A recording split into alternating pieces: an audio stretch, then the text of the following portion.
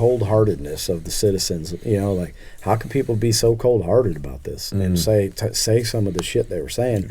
Well, that I think that comes from the indoctrination of obedience to the state. Yeah.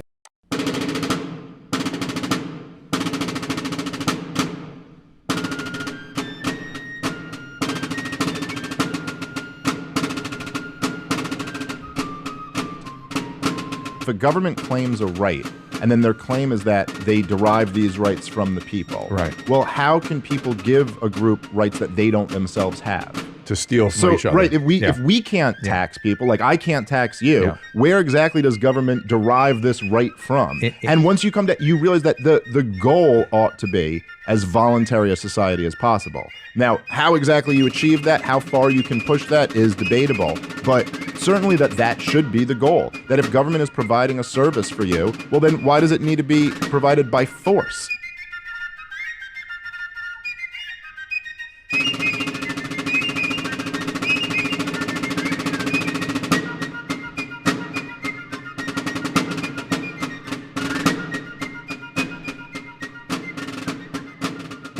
Tonight on the Kershaw County Liberty Report, we're going to be discussing the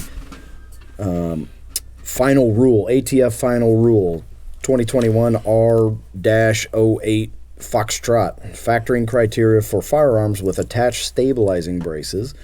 At the state level, we're going to talk about the Freedom Caucus and whatever that is, the loyalty oath by the GOP, the state GOP. The games they're playing yet again. One of the most liberal GOPs in the nation. And then at the local level, we're going to talk about the Kershaw County Comprehensive Plan and the Planning and Zoning Commission. So welcome to the Kershaw County Liberty Report. I'm Matt. I'm Jeff. Good to see you guys. Thanks for coming back. Make sure you like, share, subscribe, tell your friends. Where you want to start, Jeff? Let's talk about this ATF rule real quick, okay? So the Attorney General of the United States signed this ATF final rule, and this is basically the ATF decides that if you have a short-barreled rifle, which is less than 16 inches, I believe, and it doesn't have a butt stock on it, or you can't put a stock on it, is what they're saying. It has to be fired like a pistol. So you could have a 5.56 or a 223, rifle with a 15-inch, 14-inch, 12-inch barrel. You're not allowed to put a butt stock on it to hold it up against your shoulder. Right. They call that a stabilizing brace. All right. Just another attempt to just whittle away at our natural right to keep and bear arms for self-defense. I wonder why. So I wonder why. I'm going to read this real quick. Sure. On January 13th, 2023, the Attorney General signed ATF Final Rule 2021 R-08F, factoring criteria for firearms with attached stabilizing braces, amending ATF's regulations to clarify when a rifle is designed, made, and intended to be fired from the shoulder. So, first of all, I don't know who the hell gave the ATF this much power to decide how we configure our weapons, but whatever. It's the that's a hard word. Regulatory state. Right. It was the Gun Control Act of 1968. The rule outlines the factors ATF would consider when evaluating firearms equipped with a purported, quote, stabilizing brace or other rearward attachment. So, like if you cut a golf ball and put it on the end of your buffer tube, that could be considered a stabilizing brace, and you could go to prison for that. They would to determine if these weapons would be considered a rifle or a short-barreled rifle under the Gun Control Act of 1968, or a rifle or firearm subject to regulation under the National Firearms Act. The rule's amended definition of rifle clarifies that the term designed, redesigned, made or remade, and intended to be fired from the shoulder. So if you 3D print a little foot, a little butt on the end of that thing, you can go to prison. It includes a weapon that is equipped with an accessory component or other rearward attachment, e.g. a stabilizing brace, that provides surface area that allows the weapon to be fired from the shoulder, provided other factors, as listed in the definition, indicate the weapon is designed and intended to be fired from the shoulder. So why does this matter, Jeff? Why does it matter whether a 12-inch barrel that fires a .223 has a stock on the end of it or not? What do you think? I don't think more accurate. It could very well be a lot more accurate. Mm-hmm. It'll help you. It would make the weapon more concealable, and accurate. This rule does not affect stabilizing braces that are objectively designed and intended as a stabilizing brace for use by individuals with disabilities, and not for shouldering the weapon as a rifle. Such stabilizing braces are designed to conform to the arm and not as a buttstock. However, if the firearm with the stabilizing brace is a short-barreled rifle, it needs to be registered with 120 days of the date of publication in the Federal Register. And that's like 16 inches, isn't it? 16 inches. Anything less than 16 inches is considered a short-barreled rifle. Or SBR is what they'll call them. The rule is effective. Sound like Ruby Ridge or something, huh? Yeah, wasn't that a sawed-off shotgun that got like a quarter of an inch or something. Yeah.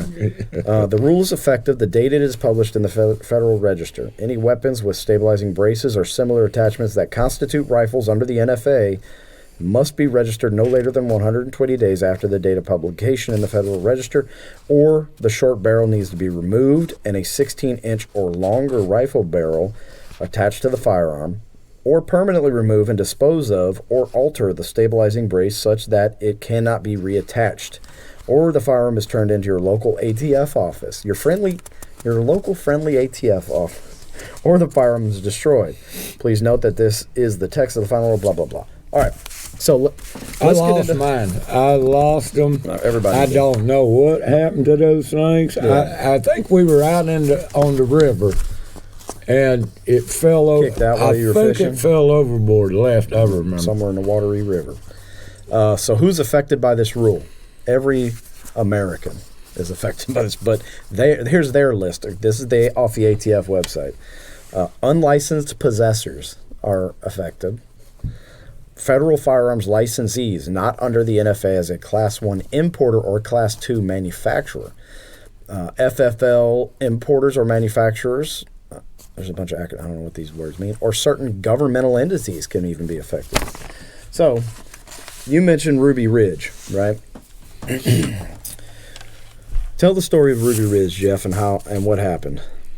Well, to hit the high points. Mm-hmm. It's a long story. Yeah, it's kind of a long story, but Dennis Weaver was living basically in the woods with his kid and his wife, and he was a pretty fair gunsmith.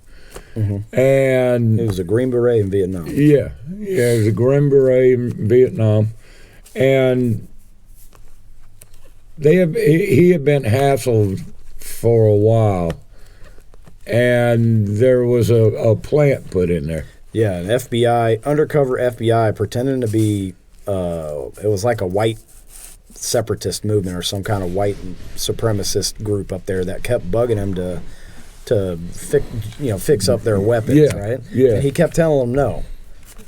No, I won't do it. Yeah. It's against the law. Right. It's against the law. Mm-hmm. And they tricked him into cutting a shotgun off below the legal limit. And by a quarter of an inch. Yeah. And it was, I think, a tricking in the measurement. Yeah, where they measured it in a different spot, right? Yeah. So he actually did it legal, and they just measured it short because they thought, first of all, he's a Green Beret from Vietnam. He's dangerous, right? He's living off the grid with his family. That's weird. He's probably dangerous. And now he's going to saw off shotguns for white supremacists. Yeah. Yeah. They need to set examples across the whole spectrum of potential rebels. Yes. Mm-hmm. For lack of a better word, that's kind of become a derogatory term. But and they went after him hard. Ended up shooting his wife and his kid. This is before Waco. Yeah. Waco was another example of government brutality. It didn't matter if those were Branch Davidians or it wouldn't have mattered one iota.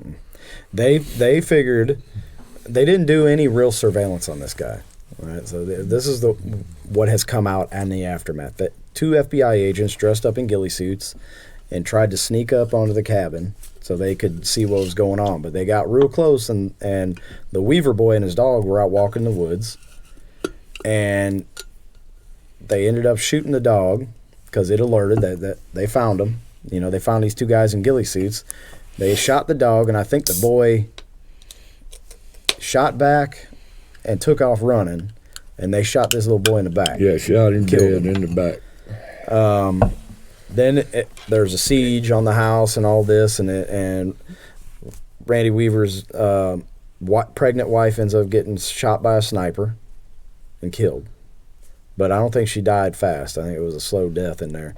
And then with the baby in her arms. Oh yeah, she had a baby in her arms. With a baby in her arms. Yeah, sniper shot her. The brutality of government in these Second Amendment cases this militarized is always so brutal that it causes pause when people think about guns and all. Well, and since Al Capone and the Tommy gun and all, and the NRA selling our ass down the road. Yeah, they're useless.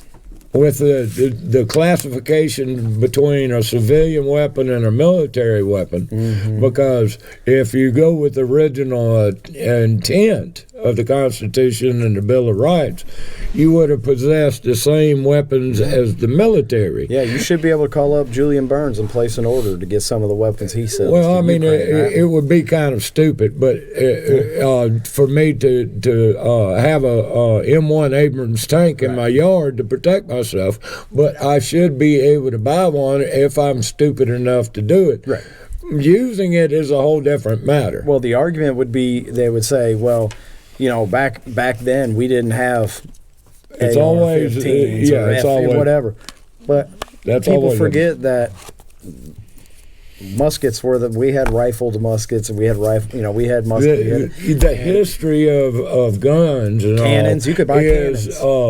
The guns are always improved by private industry, and military is always late to adopt them because they're buying shit that is already old in the stockpile. Right. So they have to kill a whole bunch of people in order to get rid of them damn guns before they buy the new ones. It's like we got to make a new ones. Right. So the ATF is going to do what the ATF is going to do, but the fundamental thing to remember is they don't have any power. No. Get rid of this illusion in your head that the government can tell you any kind of rule or regulation about your Second Amendment right to self-defense. Right. Now, they'll kill you over it. Oh, yeah, they'll kill you over it. They'll kill you and your family. They're a bunch of they're a mafia that doesn't like competition. Right. And damn near all the popo will strip you of your guns in a skinny minute or regulate you completely out of the game. Our own Sheriff Lee Bone was on video saying his opinion. He's told you his opinion on the Second Amendment. Keep your guns at the house, all the guns you want. Yeah. That's where your Second Amendment rights end at your property line. End at your property line. All right. So if you guys want to see that video, go on to Jeff Maddox on YouTube, and you can see the video right there. Yeah, there's several with that recording in there. And people don't even believe me, and they don't even want to listen to it. A friend of mine was supposed to have a meeting with Sheriff Bone and ask him about this pistol brace ban and get his opinion on it and how he was going to handle it. And I said, man, I'll save you some gas money. I'll tell you exactly how he feels about it. Whatever big government says, and it comes down the hill onto him, he's going to enforce it, period. Whatever the federal government says, he's going to enforce it, period. He don't care about your individual liberties. He doesn't care about the Constitution. If the federal government says it's illegal, and he'll bust your skull open to enforce it. Yep. All right. Number 2 on the list. Number 2 on the list. And this is weird. Freedom Caucus. Freedom Caucus in South Carolina. You talking about? Yeah. So not the one up at the swamp. No. Well, it's a national movement, but the South Carolina, there's about 20 legislators in South Carolina that joined this Freedom Caucus at this new election cycle. So the South Carolina, they're all Republicans. Yeah, South Carolina State GOP saw what was happening because people were running against other Republicans. You had Donald Trump Republicans, and then you had Lindsey Graham Republicans. Well, right? I have a friend that won this past election against an incumbent. Right. His name is Jay Kilmartin. He's so now he's in the State House rep, and he's one that they quoted in the article about he couldn't take this oath and stood up and said, "No, how are you going to say that I can't speak about another?" Right. So what the state GOP did, Drew McKissick and all these scumbags, they drew up this loyalty oath, right? And they'll say, no, it's not that. But they basically changed the rules saying, if you want to claim to be a Republican, you cannot run against a Republican incumbent. And they wanted all these people to sign this loyalty oath. This is a wonderful example of scared.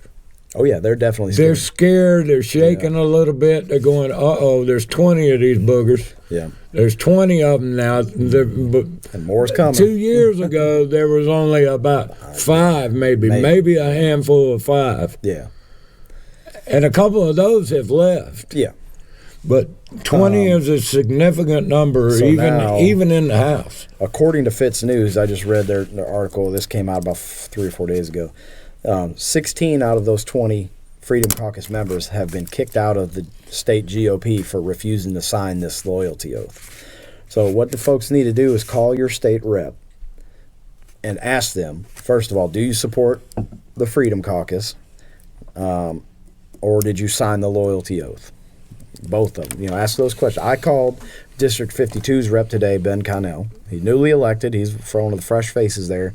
And I talked to the secretary and what's up? Go ahead and tell us what. Well, I called and I asked her. I said, "Well, is Representative Connell available?" No, he's not available right now. Okay. Do you know is he a member of the Freedom Caucus? She's like, "Oh, I can't answer that question. I don't know." I was like, "Oh, okay. Well, do you know if he signed the loyalty oath?" He'd have to answer those questions. I can't. I said, "Okay. Well, leave him a message for me." And tell him to make sure he calls me back because I have his cell phone number. He don't answer I think he got me blocked or something. But he don't answer my cell phone calls. Well, you know what he told me one time after a heated contest in county council. He said, "Jeff, I'm libertarian leaning," and I said, "Oh no, you are not. You're communist leaning." Oh my God! But so I don't picture him being part of the only part of the Caucus. Libertarian Party that he believes in is probably religious freedom. Yeah, that's probably the only thing he agrees with in libertarianism. So yeah, he doesn't believe much in limited government. No. He loves himself some committees, man. He loves those committees. Yeah, public-private partnerships. Mm-hmm. Oh my God, this thing. What is a public-private? The blending of government and private corporations. What is that? Great day. I think we've seen that happen before. Moose. There was a Moose guy. Mussolini. Mussolini. That's not a pasta dish. Something about fascist or pasta dish. That's racist, Jeff. You can't say that. That's racist against Italians. Yeah, damn Italians. All right.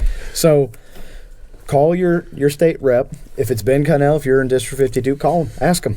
Hold the feet to the fire and see what the heck's going on. Yeah, I don't know what the Freedom Caucus really stands for. I'm not a Trump fan. per se. I love some of the shit he says. I think he's hilarious, and I think having him as the president was pretty fun. I think it doesn't matter. It's a clown show, and you laugh at all of them. It's circus and bread and circus is all it is. Yeah, as far as the Freedom Caucus up there and all, hopefully they can stir some stuff up. I don't know I don't know if they've got a list of things that they would like to do. I don't really know much about them. Yeah. I quit going up to the State House a number of years ago. I used to spend lots and lots of time up there. I know how the ins and outs work. I know how dirty I felt when I came home and I wanted to take a shower. You know what I mean? I really, really did. Yeah. It's like going to the synagogue of Satan. Everything around that Capitol building is dark. Dark. It is dark. There's obelisks all over the place, phallic symbols. There's gargoyles on all the lamp poles and all. These things are. Look at the porch inside. There's like dragon heads holding the thing up. There's a checkerboard floors.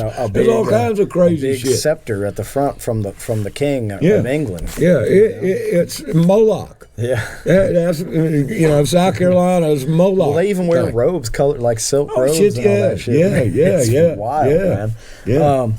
So if you don't pay attention to what your government's doing, you can guarantee they're paying attention to you.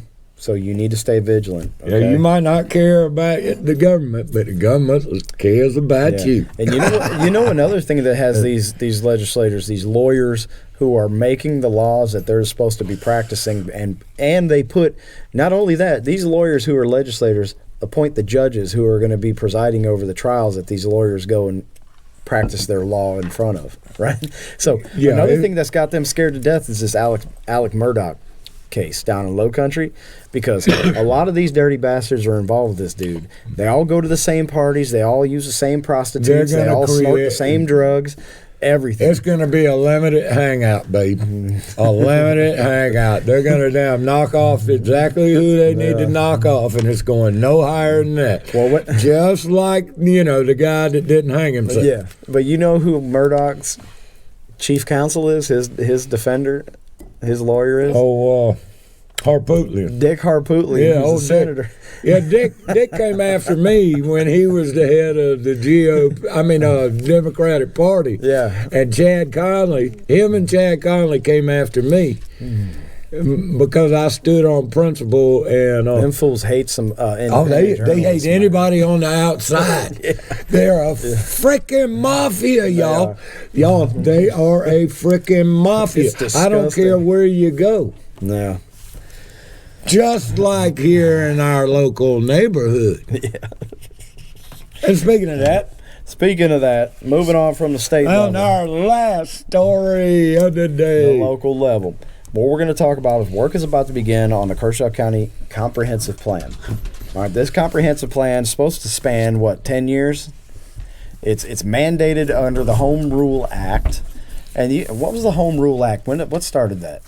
Was it Reconstruction after the Civil War? Yeah, but this part of it actually flows out of the 1994 Comprehensive Planning Act passed under Clinton.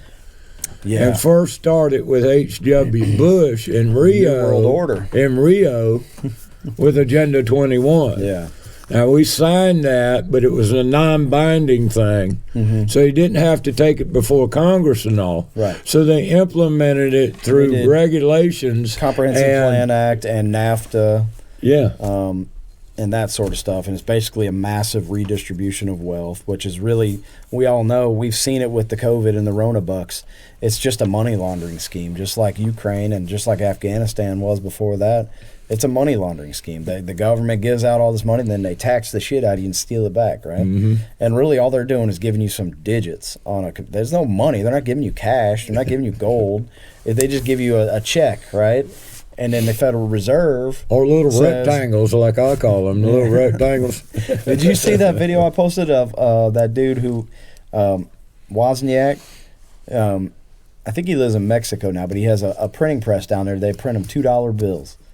Hell yeah! And they're legit $2 bills. He said, I've had them checked over and over by the Secret Service. They say they're legit. They're good. They're legal tender. So he had this whole notebook of them. He held up this book like this, and he just flipped through all these $2 bills. And he said, you can still smell the ink. They smell like cash you get from the bank. He said, I spend them all the time. And I had the Secret Service come and check it out. And they said, no, this is a legal tender. Huh. And, but yeah, that's just all it is. The Federal Reserve just taking on debt, enslaving our government, enslaving our people. And the government uses these mandates and grants and all this kind of stuff to counsel coerce you into doing the way they want things done.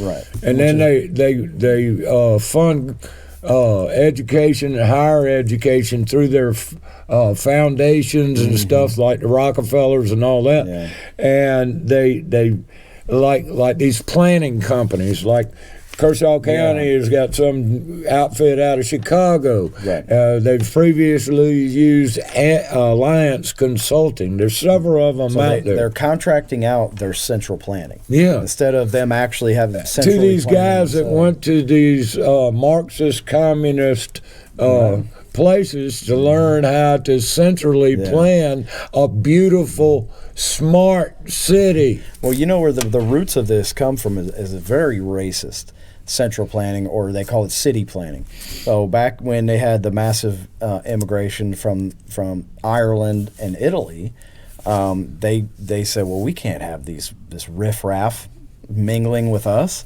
So they came up with city planning and green space, they call it. And a lot of people, you'll hear that word, green space. Yeah. So you had the buffer zone. You had the city park, and then you had green space, and then you have the ghetto on this side where all the Irish and the Italians and the black folks lived.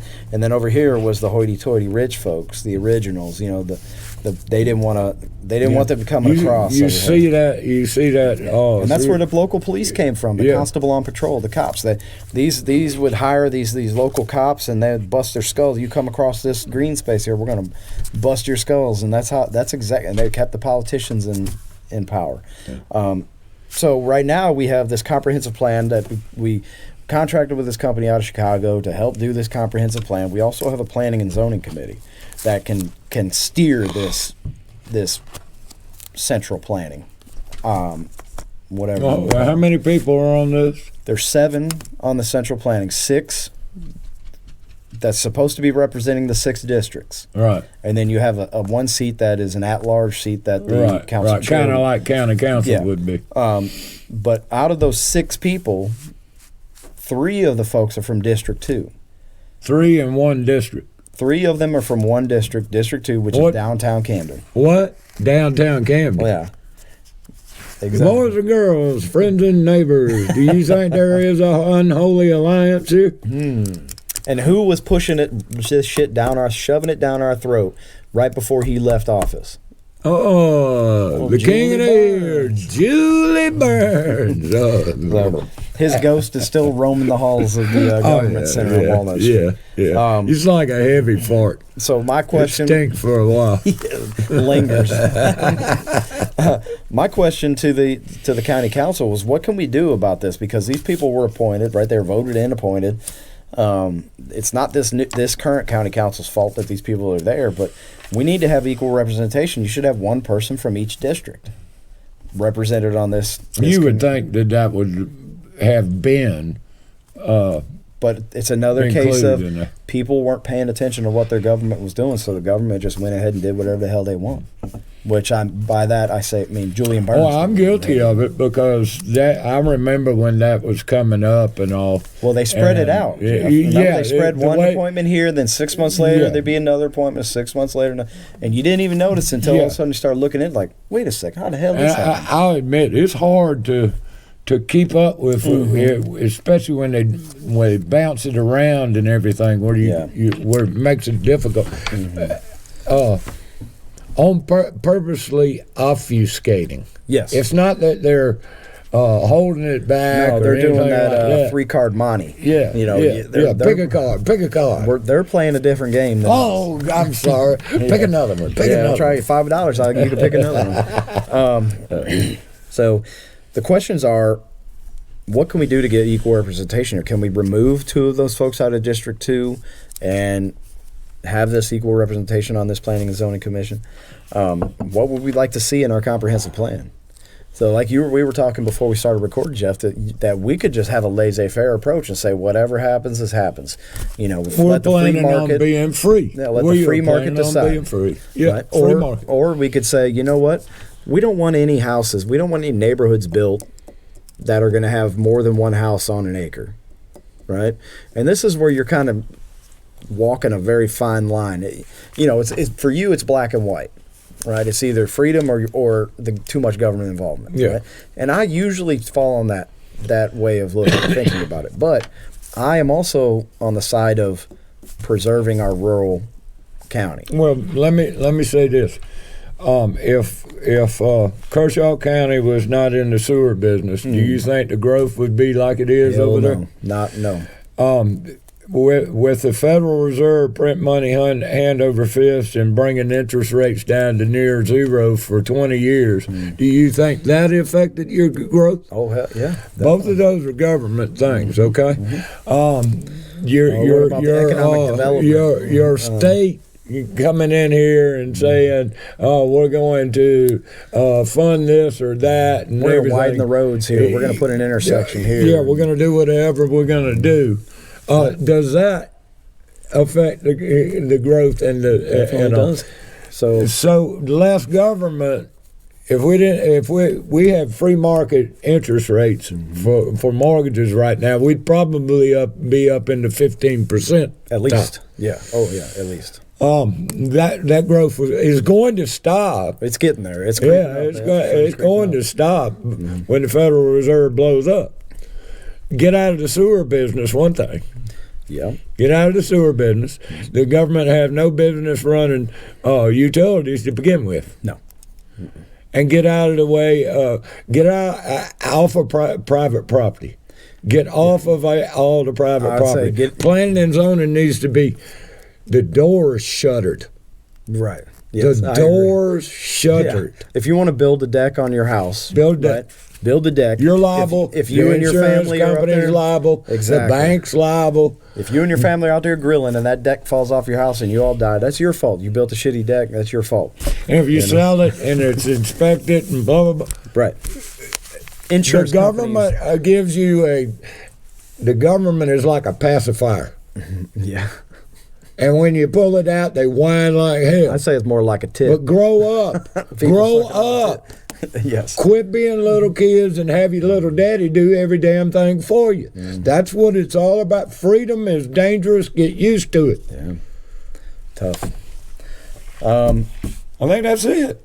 That's it. I wanted to read one more thing. There was an incident happened this weekend. An extra added bonus, y'all. Yeah. An incident. A sad one. A sad incident happened this weekend. I'm just going to read from the paper. The headline says 17-year-old girl dies in a crash after fleeing from a deputy. Written by Martin Kahn. A 17-year-old girl died in a single-vehicle car crash after fleeing from a deputy in Lugoff early Sunday morning. Kershaw County Coroner David West identified the girl, but I'm not going to read her name because she's underage. West said that she was a senior at Camden High School. West said she was driving a Toyota Corolla. Kershaw County Sheriff Lee Bohm said one of his deputies was on a patrol round 1 a.m. Sunday when they noticed, it's he, I'm going to say it, he noticed two cars parked in the side lot of the Dollar General store. You see how they're protecting the deputy in the sheriff's office, but they put this young lady's name out there, right? That's something that's not right. Yeah, that makes me angry. So this deputy noticed two cars parked on the side lot of Dollar General store on US 1 South in Lugoff, just outside the Saddlebrook community. Suspicious. I'm going to try not to editorialize this at all. I'm just going to read it. This is a quote from Lee Bone. "We had just had an alarm call 3 nights before when our guys had found a door open," Bone said, explaining that his deputy drove up to investigate why two cars would be there at such a late hour, especially since the side lot is where the open door had been found during the alarm call. The deputy drove up, got out of his patrol car, and approached the two vehicles. As they did so, a young man standing by one of the cars began cooperating with the deputy. Meanwhile, the person in the Corolla, later identified as the young lady, suddenly backed up over a curb and took off at a high rate of speed toward the Lugoff-Elgin High School area. The deputy got back in his patrol vehicle and attempted to follow the fleeing car. I'll tell you right now, that's different than what Lee Bone put out on Facebook. So y'all go look at that post and then come back and watch this again. Bone said his deputy did not know who was in the Corolla and did not know why they were fleeing. Just as the deputy began to catch up, the driver made a sudden left turn onto Richardson Boulevard and apparently traveled too fast for the turn, struck a large tree. It was only after the crash that deputies discovered that the driver was this young lady, who was pronounced dead at the scene. West said she was not wearing a seatbelt. Sunday afternoon, Bones said it was still unclear why she fled. Quote, "We're still investigating, but we have no evidence that they were doing anything illegal." End quote. Bones said that the young lady and the young man had met there. This sentence is all goofy. I'm guessing they met at the Dollar General. The sheriff said the South Carolina Highway Patrol's MATE unit, which is the multidisciplinary accident investigation team, was called in to investigate the crash since it took place on US 1, and a deputy was involved. Bone asked that the public be patient while the investigation is conducted. Quote, "I ask that everyone shows compassion." This is a quote from Lee Bone. "I ask that everyone shows compassion and respect for the young lady's family as they go through this unimaginable period in their lives. The most important fact we know at this time is that a loving family lost a precious child. Please keep them in your prayers," Bone said in a press release issued later in the day. All right, so that is something I agree with the sheriff. We need to show some compassion for this family and understand that this is a horrible situation. Not only is it horrible for this family, but the deputy who was probably just following policy and procedure and doing what he was trained to do, right? It's sad. It's sad all around. There are questions that need to be answered, and to get closure. I mean, and we know the track record of Lee Bone and his supposed transparency. We'll deal with that when the time comes. They're having visitation, I believe, as we speak, and a memorial service will be this weekend, and the burial will be this weekend. So if you knew this young lady, please show up for the family, show them your respects and compassion and how much you care for this girl. Send them their be sure to put them in your prayers. Yeah. This young lady was 17 years old. She was very involved in the community. She was getting ready to graduate high school early. She's on like an honor society, all this stuff. So there's so many questions of why this happened. There was a bunch of assholes on Facebook talking about, well, don't run from the cops and this won't happen. Yeah. Okay, true. Yeah. But I said, well, maybe it's time we start to have a conversation about the hot pursuit policy. Like, when do we start chasing vehicles? Was it really necessary? Yeah, that's a conversation to be had later. Yeah. But it's definitely a conversation we need to have, because I think this is the fourth person. We have to talk about policing in general. Yes. And the whole system, and we're not, everybody knows that it's broken. Yes. The whole system. Not everybody, but the whole. Some people know it's broken and they're okay with it. And it's not just police. Yeah. It's not just the court system. It's not just the legislatures. It's not just the bureaucracies. It's not just all. It's all of it. People too, just human beings in general. Well, yeah. And it's manifest destiny, and I want to explore more of that and something get the word out. I saw from a few people is just the cold-heartedness of the citizens. Like, how can people be so cold-hearted about this and say some of the shit they were saying? Well, that I think that comes from the indoctrination of obedience to the state, and that's something that they've robbed the idea as the state is a fire that can burn you and ultimately kill you into this benevolent caretaker, and we should be antagonistic toward the state at every corner. I agree. I did a video today about how the public education system does not teach you your natural born rights and how to exercise them. Do you understand what that means? That means the state is not going to teach you about your rights and how to exercise them. Did you learn any of that in Screw-All? No. The 12 years plus that you did. No, they'll say the First Amendment is the freedom of speech. The Second Amendment is right to bear. That's as deep as it goes. Deep as it goes. All right. Thank you, folks, for tuning in, watching the show. Let us know what you think. Comment below. Like, share, subscribe, all that bull jive. Yeah, blah, blah, blah, blah. Thank you. Thanks for coming out, Jeff. Yeah, we're having a good time. Having a good time. In a black world. Next week, Tuesday, we have a county council meeting. County council meeting. 6 p.m., 515 Walnut Street in Camden.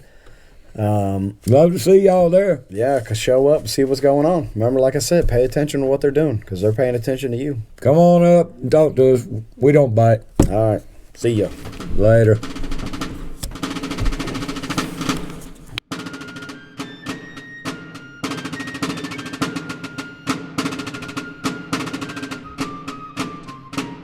If a government claims a right, and then their claim is that they derive these rights from the people. Right. Well, how can people give a group rights that they don't themselves have? To steal from each other. Right, if we can't tax people, like I can't tax you, where exactly does government derive this right from? And once you come to, you realize that the goal ought to be as voluntary a society as possible. Now, how exactly you achieve that, how far you can push that is debatable, but certainly that should be the goal. That if government is providing a service for you, well then why does it need to be provided by force?